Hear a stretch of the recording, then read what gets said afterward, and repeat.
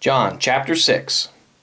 Sometime after this, Jesus crossed to the far shore of the Sea of Galilee, that is, the Sea of Tiberias. And a great crowd of people followed him because they saw the miraculous signs he had performed on the sick. Then Jesus went up on a mountainside and sat down with his disciples. The Jewish Passover feast was near. When Jesus looked up and saw a great crowd coming toward him, he said to Philip, "Where shall we buy bread for these people to eat?" He asked this only to test him, for he already had in mind what he was going to do. Philip answered him, 8 months' wages would not buy enough bread for each one to have a bite. Another of his disciples, Andrew, Simon Peter's brother, spoke up, "Here's a boy with 5 small barley loaves and 2 small fish, but how far will they go again among so many?" Jesus said, "Have the people sit down." There was plenty of grass in that place, and the men sat down, about 5,000 of them. Jesus then took the loaves, gave thanks, and distributed to those who were seated as much as they wanted. He did the same with the fish. When they had all had enough to eat, he said to his disciples, "Gather the pieces that are left over, let nothing be wasted." So they gathered them and filled 12 baskets with the pieces of the 5 barley loaves left over by those who had eaten. After the people saw the miraculous sign that Jesus did, they began to say, "Surely this is the prophet who is to come into the world." Jesus, knowing that they intended to come and make him king by force, withdrew again to a mountain by himself. When evening came, his disciples went down to the lake, where they got into a boat and set off across the lake for Capernaum.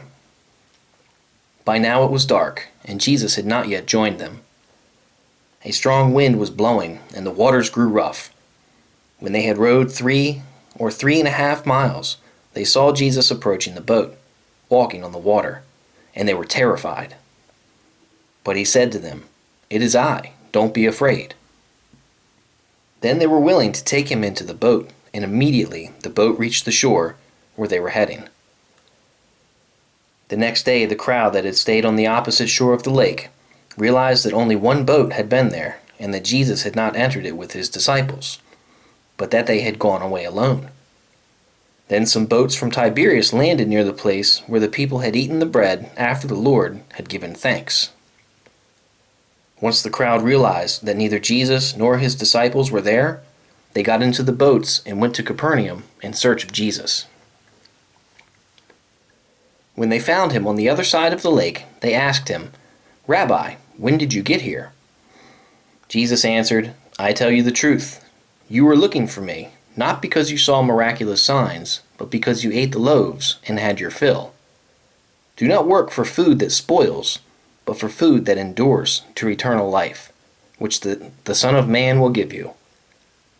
On him God the Father has placed his seal of approval." Then they asked him, "What must we do to do the works God requires?" Jesus answered, "The work of God is this, to believe in the one he has sent."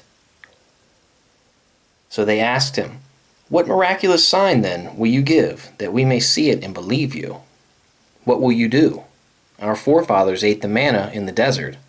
As it is written, he gave them bread from heaven to eat." Jesus said to them, "I tell you the truth, it is not Moses who has given you the bread from heaven, but it is my Father who gives you the true bread from heaven. For the bread of God is he who comes down from heaven and gives life to the world." "Sir," they said, "from now on give us this bread." Then Jesus declared, "I am the bread of life. He who comes to me will never go hungry, and he who believes in me will never be thirsty. But as I told you, you have seen me, and still you do not believe. All that the Father gives me will come to me, and whoever comes to me I will never drive away. For I have come down from heaven, not to do my will, but to do the will of him who sent me.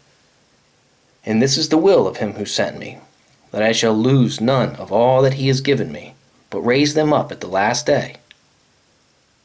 For my Father's will is that everyone who looks to the Son and believes in him shall have eternal life, and I will raise him up at the last day."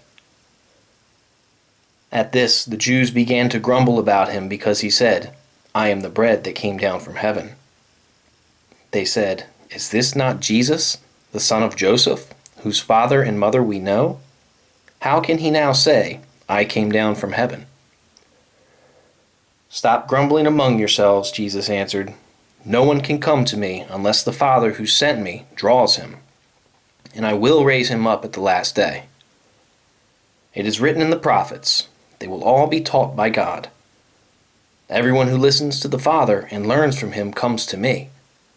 No one has seen the Father except the one who is from God. Only he has seen the Father. I tell you the truth, he who believes has everlasting life. I am the bread of life. Your forefathers ate the manna in the desert, yet they died. But here's the bread that comes down from heaven, which a man may eat and not die. I am the living bread that came down from heaven. If anyone eats of this bread, he will live forever. This bread is my flesh, which I will give for the life of the world."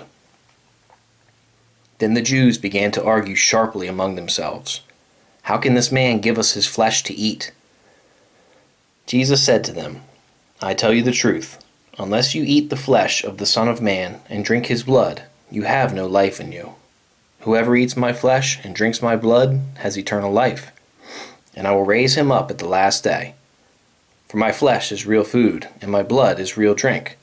Whoever eats my flesh and drinks my blood remains in me, and I in him. Just as the living Father sent me, and I live because of the Father, so the one who feeds on me will live because of me. This is the bread that came down from heaven. Your forefathers ate manna and died, but he who feeds on this bread will live forever." He said this while teaching in the synagogue in Capernaum. On hearing it, many of his disciples said, "This is a hard teaching. Who can accept it?" Aware that his disciples were grumbling about this, Jesus said to them, "Does this offend you? What if you see the Son of Man ascend to where he was before? The Spirit gives life, the flesh counts for nothing. The words I have spoken to you are spirit and they are life, yet there are some of you who do not believe." For Jesus had known from the beginning which of them did not believe and who would betray him. He went on to say, "This is why I told you that no one can come to me unless the Father has enabled him." From this time, many of his disciples turned back and no longer followed him. "You do not want to leave too, do you?" Jesus asked the 12. Simon Peter answered him, "Lord, to whom shall we go? You have the words of eternal life. We believe and know that you are the Holy One of God." Then Jesus replied, "Have I not chosen you, the 12? Yet one of you is a devil." He meant Judas, the son of Simon Iscariot, who, though one of the 12, was later to betray him.